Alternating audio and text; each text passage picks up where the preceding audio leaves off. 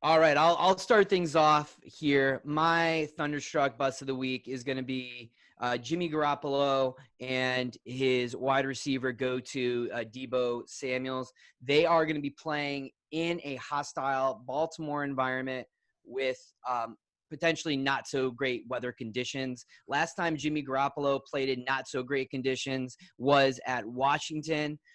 And they only scored 9 points. He only had about 150 yards passing, no TDs.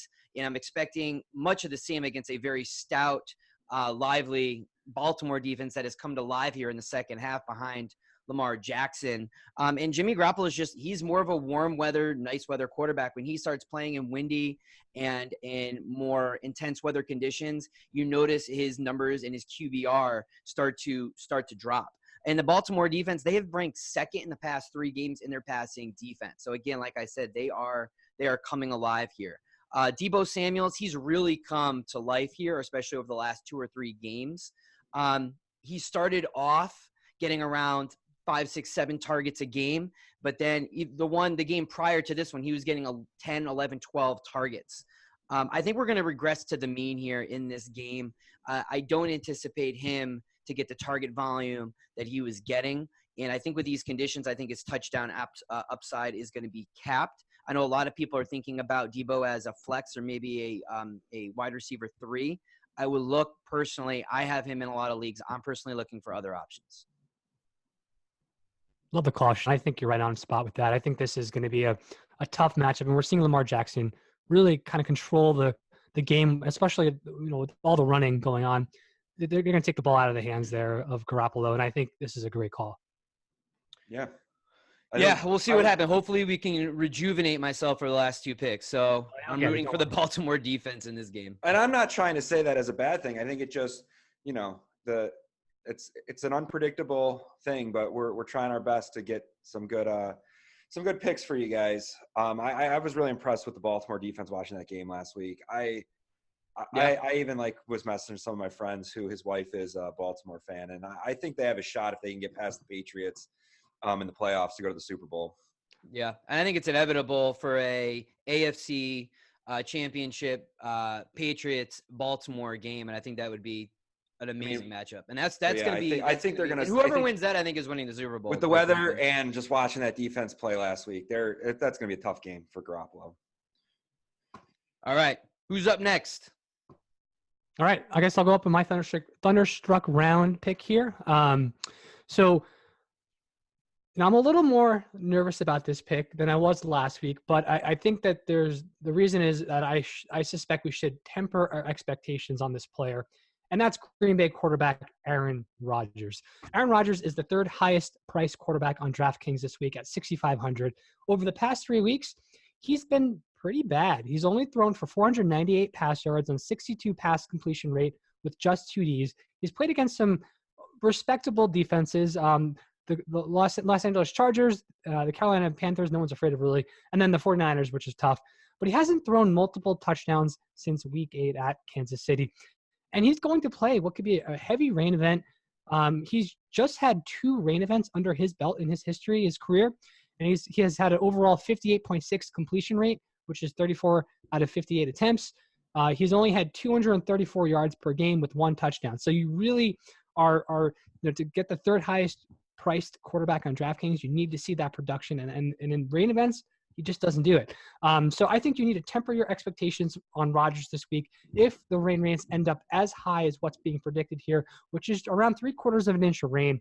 And, for me as a DFS player, I'm actually pivoting to Nick Foles on this one over Aaron Rodgers. And that's because I think Aaron Rodgers, this is going to be a game where he tries to feed Devontae Adams, but is going to end up probably handing the ball more off to my Aaron Jones pick there. And I think, if Rodgers' value does get retained, maybe it's on Aaron Jones types of reception touchdown, but I'm not banking on that. I think Aaron Rodgers is going to be a bust this week. Yeah, this one is tough because Aaron Rodgers does seem to perform against bottom tier passing defenses. He scored 60 points in our league versus Oakland, almost 40 points against KC, almost 40 points against a weak Philadelphia Eagles secondary. And against the good defenses, that's where he seems to falter. Like last week, as we mentioned, against San Francisco, he only had around 16 points. But I think I am counting more on the weather conditions playing a factor here, like you said, Mike, to limit that upside. That does not mean that he's not going to have an okay performance, but he's also the number 3 DFS player. Do you really want to play up for somebody that could have a capped ceiling in this game? Actually brings up a question, right? If you're fighting for a playoff spot and you have Aaron Rodgers as your quarterback, you spent a pretty high capital on him. Do you bench him? Do you go out and pick up Nick Foles off the free agent list and bench him? Because Nick Foles has been throwing 45 passes each week. He's actually getting an extra quarter of football production or potential there with those types of volumes and throws. And he's going against a Tampa Bay offense who's going to be, there's going to be a shootout here, right? And we know Tampa Bay is a pass funnel defense. So do you go out and make that decision? It's tough. I think that is an incredibly tough decision because let's just be honest, Nick Foles has not established himself in this offense yet.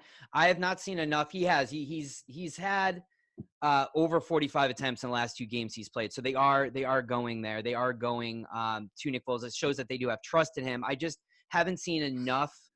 I'm honestly still gonna. If that was me, I'm still going with who got me into the playoff position, or at least in a position to get into the playoffs, and that's an Aaron Rodgers.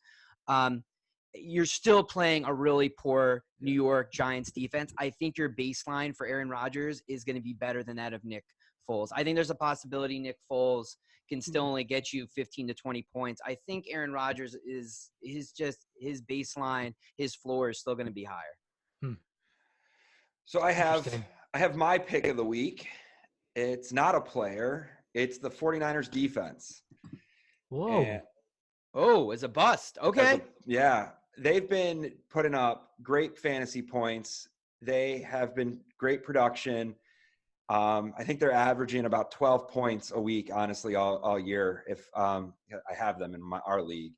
And I just think they're going to go in, and I think the way the Ravens are playing and with the weather, I think they're not going to perform at their caliber that they have been putting up. I mean, shutting down Green Bay like they did was an amazing show of how good they are in my mind. They're second, I think, ranked in rushing D and 7th in passing.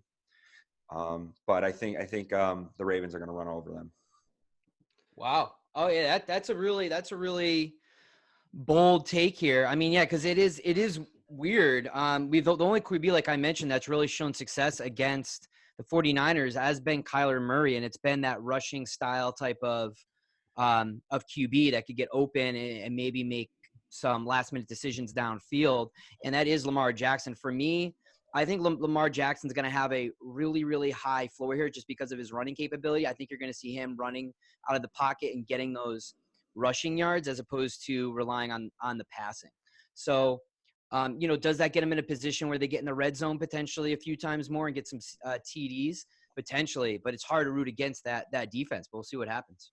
Yeah, I suspect Lamar is probably the top priced quarterback in DFS, and it's going to be, people are going to be scared on playing him against the 49ers, right? Because the defense has been so good, and we've seen Lamar just eat up some of the best defenses in the league, right? New England had their worst week against Lamar Jackson. I think that's where you're going here, Colin, with your pick, right? Yeah. So I in tournament play, I wouldn't shy away from Lamar Jackson just because of his upside with the rushing game and the weather event. You think he's going to be more effective with? Yeah, I'm not saying that Lamar Jackson. I'm actually saying Lamar Jackson's going to have a great game. Oh, yeah, I agreed. That's where we're going here. Yeah. And I think that most people will probably be timid in their tournament play in playing Lamar Jackson. But I think Colin's argument here is that Lamar Jackson has just been unbelievable as a player this year, and he's going to hurt the value of the 49ers defense.